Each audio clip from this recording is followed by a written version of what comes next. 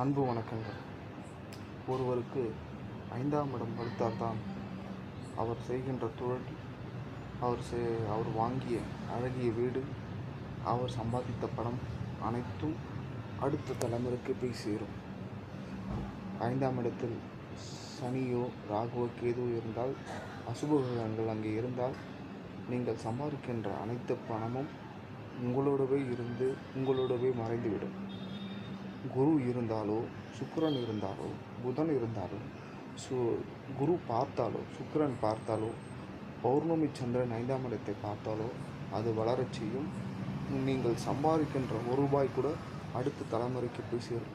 நீ செய்கின்ற புண்ணியம் அனைத்தும் அடுத்த தலைமுறைக்கு சேரும். ஏன்னா 5ஆம் இடம் உங்களை புண்ணியவான்களாக்கி, நீங்கள் சம்பாதிக்கின்ற பணத்தை புண்ணியங்களாக சேர்த்து அடுத்த தலைமுறைக்கு அது கொண்டு